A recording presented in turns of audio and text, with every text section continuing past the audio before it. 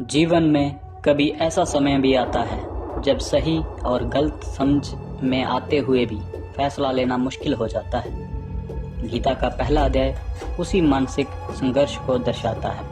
तो आइए शुरू करते हैं गीता का पहला अध्याय।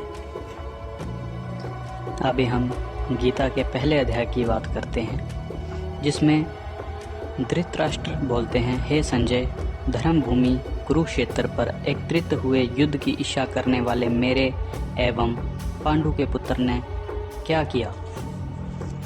संजय ने कहा, पांडवों के व्यूह रचित सैन्य को देखकर और गुरु के समीप जाकर राजा दुर्योधन बोल रहे हैं, गुरुजी, द्रुपद के पुत्र आपके चतुर शिष्य यानी कि धृष्टद्युम्न के द्वारा व्यूहबद्ध रची गई पांडवों की इस बड़ी सेना को देखिए।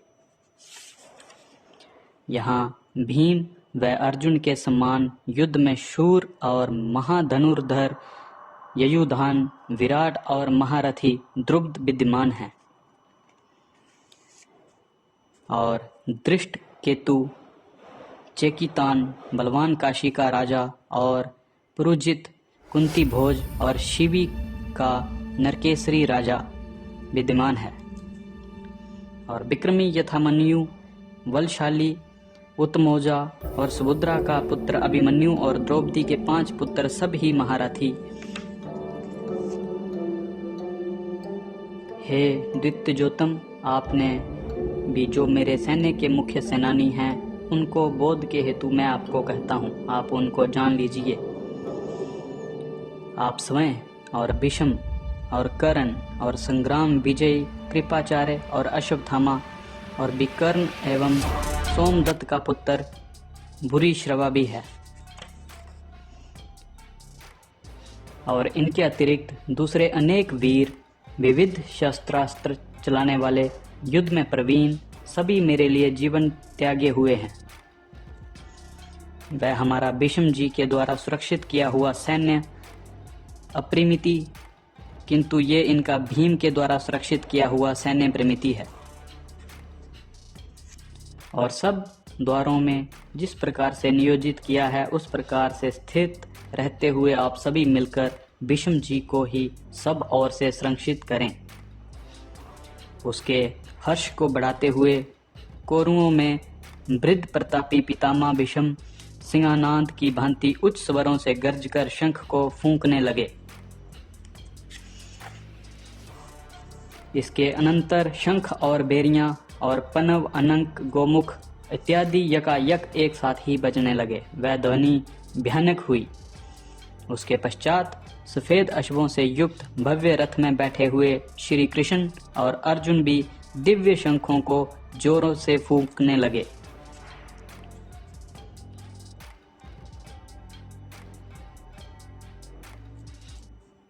अनंत विजय को राजा कुंती पुत्र युधिष्ठिर, सुघोष को नकुल और मणि पुष्पक को सहदेव फूंकने लगे।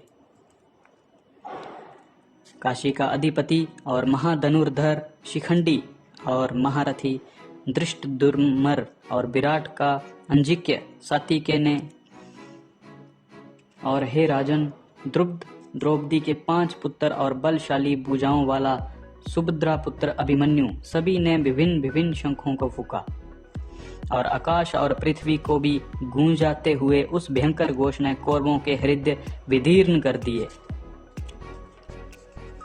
इसके अनंतर कौरवों को स्वस्थ हुए देखकर रथ पर कपि ध्वज धारण करने वाला अर्जुन शस्त्रपात होना ही था कि इतने में धनुष उठाकर, हे राजन, उस समय अर्जुन को, हे मेरे अच्युत, दोनों सेनाओं के मध्य में रथ को स्थापित कीजिए, ये वाक्य बोला।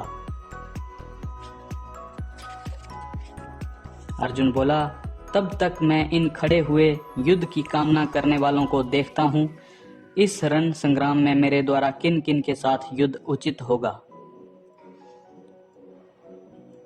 दुर्बुद्धि दुर्योधन का युद्ध में भला चाहने वाले जो ये लोग यहाँ एकत्रित हुए युद्ध करने जा रहे हैं, उनको मैं देखता हूँ। हे धृतराष्ट्र, इस प्रकार अर्जुन के द्वारा कहा गया हुआ श्री कृष्ण भव्य रथ को दोनों सेनाओं के मध्य में स्थित करके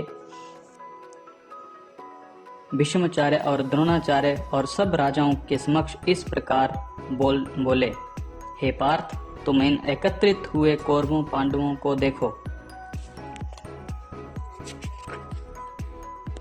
उसके पश्चात अर्जुन ने वहां दोनों ही सेनाओं में उपस्थित चाचा ताओं को, पितामहों को, गुरुजनों को, मामाओं को, बंधुओं को, पुत्रों को, पोत्रों को, मित्रों को तथा ससुरों को और स्नेहियों को भी देखा। उन सभी खड़े अप्तजनों को देखकर शोक से अत्यंत ग्रस्त हुआ वह कुंती पुत्र अर्जुन विषाद करते हुए इस प्रकार बोले। अर्जुन बोले, हे श्री कृष्ण, युद्ध की इच्छा करने वाले इस उपस्थित हुए स्वजन समुदाय को देखकर मेरे सर्वांग शिथिल हो रहे हैं और मुख शुष्क हो रहा है और मेरे शरीर में कपकपी और रोमांच हो रहा है। गांडीव धनुष हाथ से खिसक रहा है और त्वचा भी बहुत जल रही है तथा मैं खड़े रहने के लिए समर्थ नहीं हूं और मेरा मन भ्रमित सा हो रहा है। और हे केशव, मैं विपरीत लक्षणों को देख रहा हूं और अपजन समूह को युद्ध में मारकर मैं कल्याण नहीं देख रहा। हे श्री कृष्ण, मैं न विजय को और राज्य को न सुखों को चाहता हूं। हे गोविंद, हमें राज्य से और उपभोगों से क्या आसक्ति। जिनके लिए हमें राज्य, उपभोग और सुख इच्छित है, वह ये सब लोग प्राणों को और धन को त्याग कर युद्ध में खड़े हुए हैं। गुरुजन, चाचे, ताऊ, पुत्र, उसी प्रकार दादे और मामे, ससुर, पोते, साले और संबंधी लोग। हे मधुसूदन, इनको जो हत्या करने जा रहा हूँ, उनको यदि त्रिभुवन के साम्राज्य के हेतु से भी मारने के लिए मैं इच्छा नहीं करता हूँ, तो फिर पृथ्वी के लिए कैसे करूँगा। हे जनार्दन, कौरवों को मारकर हमें क्या प्रसन्नता होगी। इन अत्याचारियों को मारकर हमें पाप ही मिलेगा। इसलिए हे माधव, अपने कौरव बंधुओं को मारने के लिए हमें उपयुक्त नहीं है, क्योंकि स्वजनों को मारकर हम कैसे सुखी होंगे। यद्यपि ये लोभ के कारण विचार बुद्धि भ्रष्ट हुए लोग वंश के ध्वंस से होने वाले दोष को और मित्र का विश्वासघात करने में पाप को नहीं देखते हैं। हे जनार्दन, हम वंश के ध्वंस से होने वाले दोष को स्पष्ट देखने वालों द्वारा इस पाप से निवृत्त होने के लिए विचार करने योग्य होना चाहिए।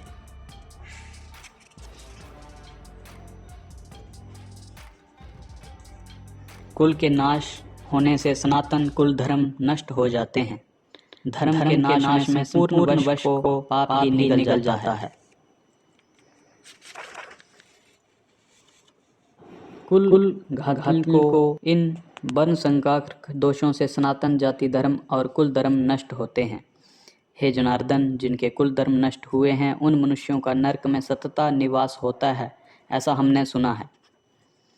हाय, कितनी खेद की बात है कि हम लोग महापाप करने के लिए तुल गए हैं, जो कि राज्य के सुख के लोभ से अपने बंधु वर्ग को मारने के लिए तैयार हुए हैं।